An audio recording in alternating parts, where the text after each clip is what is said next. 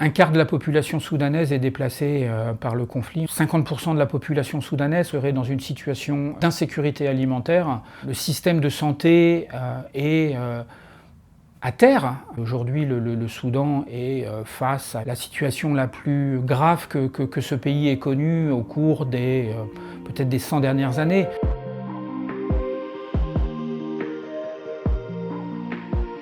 Bonjour, je suis Sylvain Perron, je coordonne les projets de Médecins sans frontières au Soudan.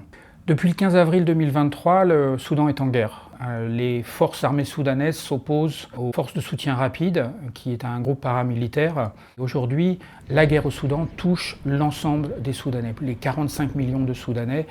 À Khartoum, les besoins sont, comme dans le reste du Soudan, des besoins pour la prise en charge des enfants, pour la prise en charge des femmes qui doivent accoucher, les conséquences directes de la guerre avec la prise en charge de blessés, de victimes civiles, y compris de la prise en charge chirurgicale de ces blessés.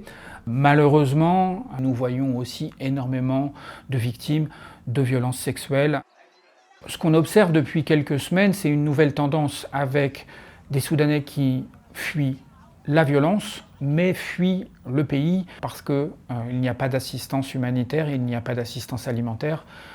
Pour le dire autrement, les gens n'ont plus rien à manger. Le programme alimentaire mondial n'a pas fait de distribution massive de nourriture sur le Darfour et dans beaucoup de zones du Soudan depuis plusieurs mois, si ce n'est une année. Récemment, les équipes de Médecins sans frontières ont conduit une enquête nutritionnelle dans le camp de Zamzam, dans la province du Darfour Nord, montrant des taux de malnutrition qui sont largement au-delà des seuils critiques et une hausse de la mortalité sur les derniers mois. Aujourd'hui, Khartoum est une zone de guerre. De nombreux endroits au Darfour sont des zones de guerre. Nous rencontrons des difficultés pour faire rentrer des médicaments, du matériel médical. Et un autre obstacle très important est l'obstruction quasi systématique de la part des autorités soudanaises pour accéder à certaines zones, et notamment les zones qui sont contrôlées par les forces de soutien rapide, les RSF. Si nous sommes capables d'opérer dans ces zones, c'est grâce à l'engagement des personnels de Médecins sans frontières soudanais qui, depuis le 15 avril, travaillent d'arrache-pied pour maintenir des activités et une assistance médicale pour la population soudanaise.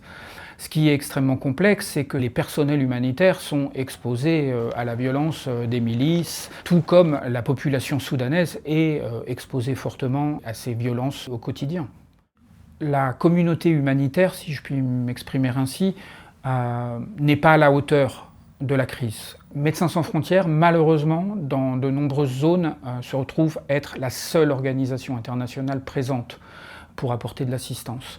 Il y a des organisations soudanaises qui continuent à travailler dans de nombreux lieux du pays, mais il est nécessaire que les organisations humanitaires, que ce soit les ONG ou les agences des Nations Unies, se montent à la hauteur de cette crise, car Médecins sans frontières seul ne pourra pas répondre à l'ensemble des besoins de la population soudanaise.